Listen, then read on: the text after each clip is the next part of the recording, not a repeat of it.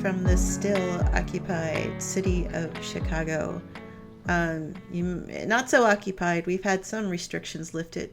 Ms. Lori Lightfoot, who's the mayor of Chicago, has lifted our curfew. As far as I know, though, the National Guard is still around. But starting right now, they've lowered all the bridges to downtown Chicago and resumed all of public transportation because apparently we're under enough control not to riot and destroy things anymore and everything is okay, which is why we've been appealing to Walmart to please don't abandon the city. That's another story for another time, but I think you can get from my tone of voice the sarcasm that's going on. That being said, you may hear a little bit more background noise because the curfew has been lifted. People are driving around, and also we are in the final stages of our quarantine here in the city of Chicago. So we can hang out with each other in groups less than 10. We still can't go to the lakefront, and we still can't use the 309 or 308 trail. But everything else is fine so long as we stay in small groups and we don't I think we're allowed to be in restaurants now as long as they have the social distancing thing going on. But the patios are all definitely open and non-essential businesses are open. And I know you just really don't give a fuck about all of the quarantine things in Chicago because, hey, as we saw, COVID was put down to the bottom of the list as we still have the civil, what's the word are they using? Civil, I can't even think of the fucking word right now. It's because it's such bullshit. Civil strife or whatever right now due to all the Black Lives Matter protests. And, I decided I was going to take this week to talk about a couple things. Most importantly, I wanted to point out things about how, you got to keep pushing corporate America and the conversations that you have there. And dear white people, Latino people, Asian people. But, let me get straight to it. As you've seen, there's still been another week of protests going on, a lot more subdued than where we started out with. As far as I know, there hasn't been any continued rioting or property damage. Well, at least not from the protesters' side. We can't speak from the police side because they have still been acting very bad characters with hurting protesters and luring protesters into situations where they will get arrested and entrapment and all that fun stuff that the police seem to be known for these days. So that's still going on, but the protesters at least are not looting and rioting anymore, which, knock on wood, that won't happen much longer, or happen again, but it's all going to really depend on what happens next and what the POTUS, if you want to even call him the president of the United States, has to say over the next couple days or even week. That being said, my concern is that, there's going to be fatigue with the actual situation that's going on, that people are going to get sick of us talking about Black Lives Matter and police brutality, and that there's just going to be fatigue. I mean, I had a conversation this week with somebody, not to name any names, who told me that they were happy to see this particular topic come up because they were sick of COVID, which, what do you say to that? Well, we're going to talk about that in a bit about corporate America, but, you're sick of COVID, so you'd rather hear about protesting with Black Lives Matter. I mean, personally, if I had a choice, I'd rather hear about COVID than, people being brutalized just because of the color of their skin, but hey, that's just me. People just really don't think about what they say, and they may mean nothing but it, but that's a really good definition of privilege right there, which if y'all know me, and if you've been following me for a while, I'm not a social justice warrior. I just call it out as I see it, and I've always hated that word privilege, but unfortunately or fortunately, that is privilege right then and there. And I've had a lot of growth and learning myself over the last few couple of years. There's things that I see now that I didn't see before, and that's a good thing. We all have to be in positions where we are willing to be educated and to learn and open up our eyes. If we don't, there's no growth. So going back to what I was talking about, I'm very concerned that with the fatigue of the protesting that's going on, that people will think because of the few inroads and positive things that we've seen happen, not only in the U.S., but across the world, that people are going to stop pushing. And right now you especially have to keep pushing. You have to especially keep protesting. You have to especially keep having your voice heard. I mean, we have to take a three-pronged approach for this. You got to keep protesting. You got to still be seen. You got to still be heard. But you also got to protest with your dollars.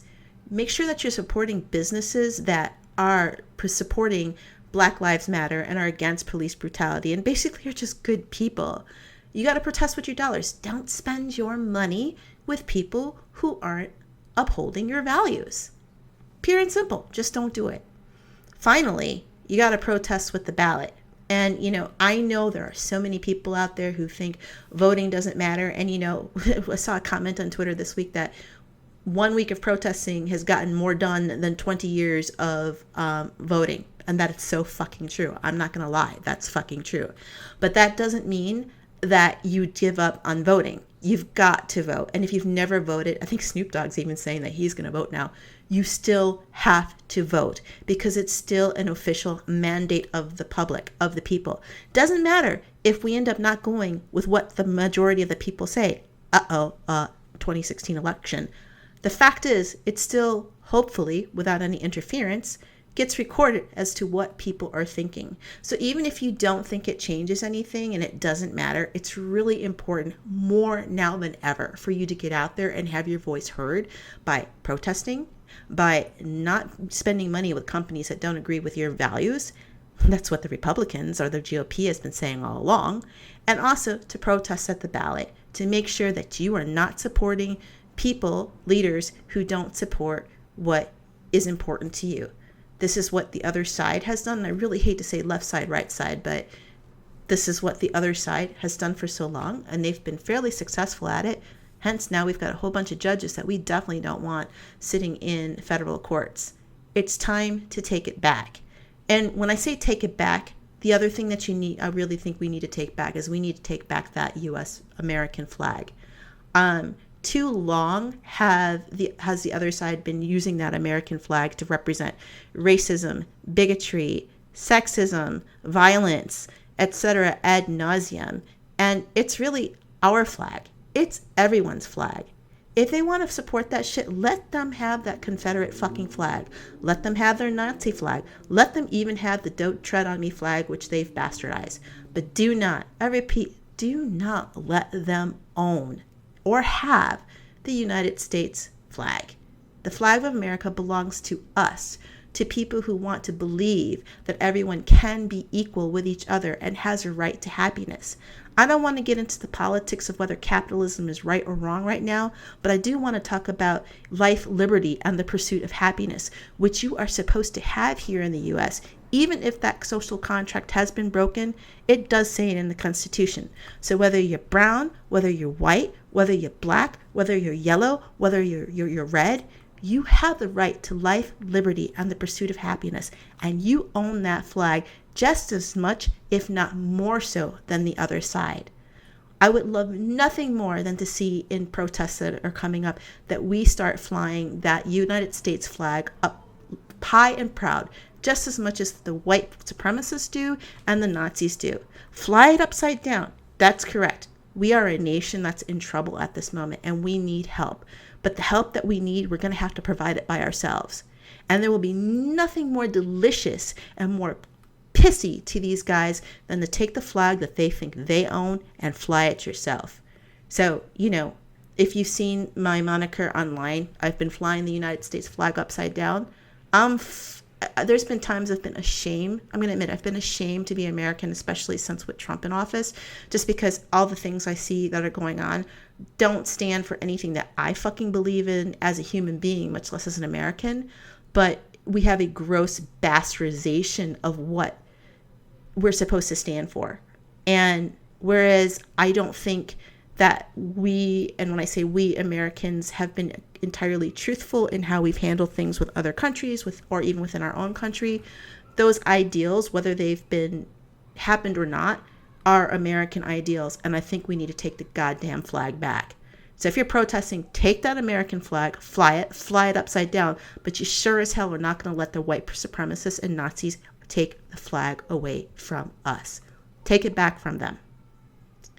So going back to the point that I was talking about protesting with your dollars, kind of leads me into talking about corporate America, the animal that everybody seems to love to hate, but rules us all at this point in time. I mean, I'd like to say that we have a real revolution going on in this country, but, baby steps, everybody, and everybody still has got to get their dollars from somewhere. And you may hate corporate America, but corporate America You may hate it because it's so strong, so use corporate America's strength to your fucking advantage. Use them to your advantage. Nike sided with Black Lives Matter, and when they did, people spent tons of money with them. I'm sorry about the background noise, as you can tell. I already warned you about it. They spent tons of money with them when, they were on the side of Black Lives Matter, and they made the best profits. And they were some of the first to speak during the civil strife that's going on right now. Boom, nailed the word there. Recently, like towards the beginning of when all this protesting and riots happened, Netflix put an announcement out about how they stand with, Black Lives Matter and are against police brutality, which I laughed because, you want to make sure that you're making and sending out the right message so that you're not pissing everybody off to get the dollars. But it used to be that you didn't want to get on the side of anything that has to do with racism or racial stuff, at least here in the United States. It's always been the cancer that we don't talk about, the 800-pound gorilla in the room. And they were out there at the beginning of all the protesting saying that they supported the protesters and Black Lives Matter. That's awesome. That's amazing. So they're not worried about losing any type of market share because they haven't pissed off what is actually the righteous way. Okay? Finally, I can't remember because I just saw it today, whoever that CEO for CrossFit just said something that was really fucking heinous in regards to quarantine and George Floyd. And he's been attacked viciously because it was completely inappropriate and it was racist, even if he didn't think it was racist or didn't know it was racist. Stick around, we're going to talk about that too. And Reebok severed their relationship with them. I don't know if Rogue Fitness has, but even the box gyms who have been paying for the licensing, which you have to license the CrossFit name, just like you have to license Gracie Jiu-Jitsu, but it's another topic for another time. I said I wasn't going to talk about MMA and Jiu-Jitsu and all that shit for a while because I kind of retired from that, but I'm sure I'll get dragged back into these. But I'm on a tangent. I digress. Let's go back to it. You have to pay to be a CrossFit gym and say that you're CrossFit. You have to pay a licensing fee, which is like $3,000 a year. Well, you already have problems with gyms not being able to open, or once they're opening, not being able to have the revenue that they have because people are scared because of COVID. They don't want to go back to the gym. So now we have people scared because they don't want to go back to the gym because of COVID. And now we got the head of CrossFit saying something completely racist. That's really going to hurt numbers because remember, you're going to protest with your dollars. You're not okay. I guess the police are here. Hopefully not. They're not listening to me podcast right now and dragging me off to beat the shit out of me right now. I suspect at some point that I'm going to get in trouble in some way or form. But, everybody cross your fingers that I'm still allowed to voice my opinion out loud and clear to everybody. But, going back to CrossFit one more time, it's hurting him. It's going to hurt his bottom line because now gyms are going to sever the relationship and he's losing that reoccurring income from being licensed. Use corporate America to your advantage. I'm actually canceling one of my gym memberships because they've donated to Donald Trump. I used to love that gym. I've had some other personal problems with that gym, but I love that gym because it was clean and because the racks were always there and rated, and they had a really nice locker room in some locations. But it's not worth it to me to give money to a gym that actually was making donations to Donald Trump. Fuck that noise. I don't have time for that. I'd rather go, into, Big Dog's corner gym with the roaches on the floor than be in the hotty-toddy gym that's donating to Donald Trump. Fuck that. My money's not going there. And, it's hard because I've been at that gym for years and if I pick another gym, I'm going to have to pay another initiation fee and all the other jack shit, But it's worth it to me because, as I said, you want to sit there and live your morals and your convictions.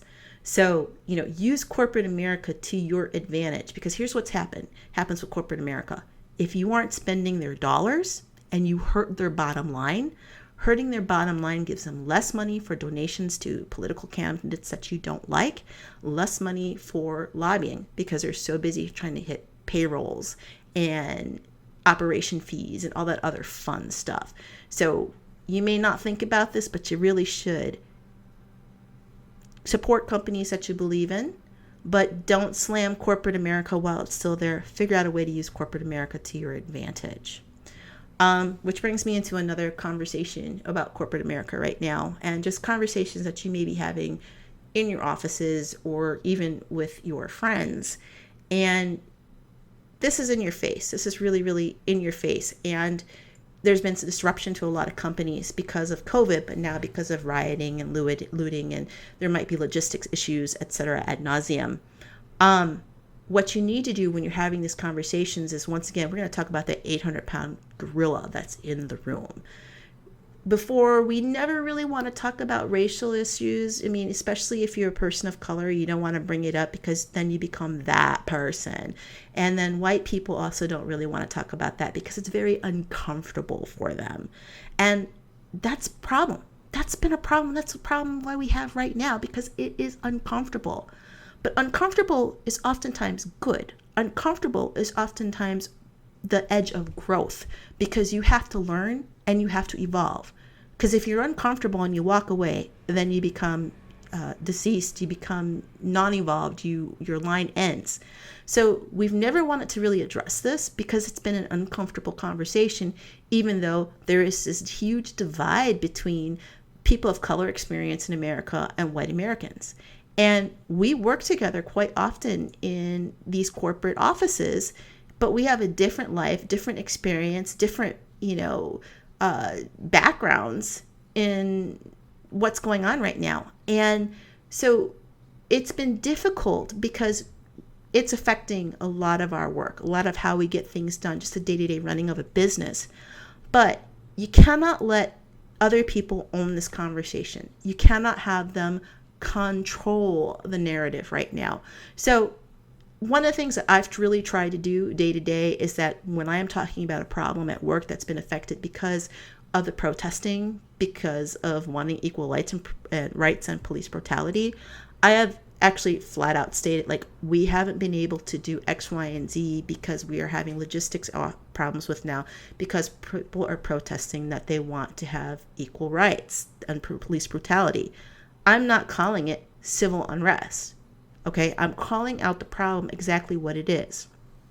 I think for us to expect anything to change, we have to be a part of that change and a part of having that conversation in an intelligent way, in a day-to-day way, because this is a day-to-day problem. Now, I am not saying that you raise your fist up in the air in the middle of the office and start screaming Black Lives Matter, because, that can come up a little aggressive. I hate to say that, but we're talking about corporate America, and corporate America is corporate fucking America. But you also don't let the narrative go that when somebody's asking you how your weekend is, that you just say, oh, well, it was fine. It's perfectly legit for you to say, you know what, I was upset because I did not like seeing what was going on TV because people are hurting because of police brutality. Call it the fuck out. Do it respectfully, do it politely, try to do it in a way that, whereas it's definitely not a neutral conversation, but it's not combative, but do not let the conversation be lost. We've got to talk about this. We got to talk about it with our coworkers. We got to talk about it with our friends. Again, there's ways to do this in an intelligent way that's not combative, but I'm sick of fucking shoving shit under the rug. Okay, my experience is not your experience, and I'm lucky, if you want to say it, because I wouldn't say I pass, but I don't get it as bad as some of my friends who aren't mixed race, who have a lot darker complexion than I do, and or even just anybody who is not white. I've seen that they've had a different life, and I've had some troubles because of my background. Sorry for a second. I had to tell my cat to shut up, so I'm really apologize for that. But you want to make sure that this conversation is not going to be put behind at work, because this is day-to-day life. This is a reality of life in America. And for too long, we've tried not to see what's there. And I think for any of us to move forward in life, we need to be able to have these conversations in an intelligent manner. Don't gloss over it. Don't call it civil unrest. If you want to call it civil unrest, that's fine. Make sure you're saying why there is civil unrest. Don't let anyone to steal the narrative. State it for exactly what it is. Which kind of brings me into conversations with white people or Asian people or other people who may not know what's going on or understand. All the things I just said right now about corporate America, I just gave you the rules of engagement. And I bring this up right now because, and I hope he's listening to this, and God knows I love this guy. I consider him a brother to me. But I was having a conversation with somebody who is near and dear to my heart today, who happens to be white, who was complaining about people virtue signaling on Instagram. And I get it. I know where he's coming from. And I agree with it to a certain point. However, he said that he's never ever said anything because for him to say something is like saying that the sky is blue or that the earth is round, that these are facts of life, and why should he, bring it up because that's how it is. He knows it's a problem. He knows it's wrong, but I don't want to put words in his mouth, but, why would you state something that's obvious, that's disingenuous? And this is where, I throw out to him and I throw out to everyone else who's listening to my voice right now. And that is, if you agree with what I'm coming from, that as a white person, it is absolutely important for you to use your voice. Because right now, you guys are still the ones that have the power in the world and in the country. You're the ones who still people listen to more. And if you see injustice or you don't agree with something or you don't think something's right, keeping your mouth shut just to not rock the boat does not fucking help. I am not, okay, I'm not going to say we. I am not expecting anyone to go out in the street, to go protest, to go throw tear gas at the police, to strip naked and scream, or do any of those things. But if you're somebody who has a heart, who sees a problem, who agrees that police brutality needs to stop, that racism needs to stop, in everyday conversations, just as I'm saying what happens in corporate America, if something's wrong, speak up, say something about it. It's not disingenuous. Black people own the conversation in so much as that we can talk about, and I shouldn't say we because some of them will think that I'm not black because I'm only, partially black, but black people own that conversation as to what the experience is, or minorities in general, because Latinos have problems, some Asians have problems. There's lots of minorities that have problems. We're talking about Black Lives Matter right now. We're talking about black people.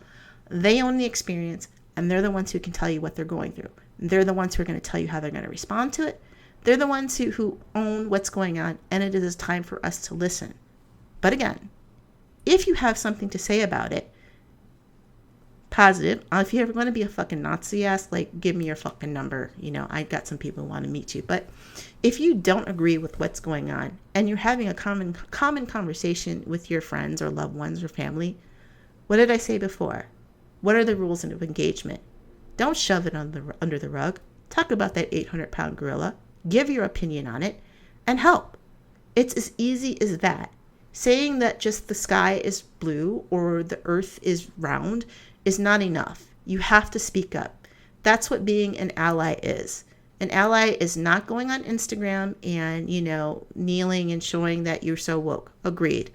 But it also doesn't mean that you don't have a voice in this conversation, because the ultimate goal of all of this is equality for everyone and for everyone to be treated well. As they say, a tide lifts all ships, right? So it's not just going to be good for black people. It's going to be good for Latinos. It's going to be good for women. It's going to be good for the LGBTQ people. It's going to be good for everyone, because we are just saying, we are only wanting for people to be accepted for who they are as humans, for the humanity inside them, with no judgment, to be treated with respect, to be treated with kindness, and that people should not be treated differently because of how they look. I mean, it's a load of fucking bullshit. Wow, I feel like that I've been ranting quite a while here, but I'm hoping I gave some insight to where my mind is on this fine summer evening in the presently occupied city of Chicago, hopefully soon to be not occupied. I don't really have any more else to say tonight. I'm sure I will have a lot more to say next Sunday. If you enjoyed this, please, please, please respond to me. You can hit me up on my website, which is mightbetasty.com. You can comment on SoundCloud, or you can follow me at misstech on twitter.com. I enjoy feedback. I enjoy conversations, and that just makes me keep up these podcasts. Open up a line of communication with me. Otherwise, I hope you learned something, and I will be talking to you next Sunday. Until then, stay safe, stay healthy, keep using your brain, and I'll talk to you later. Good night.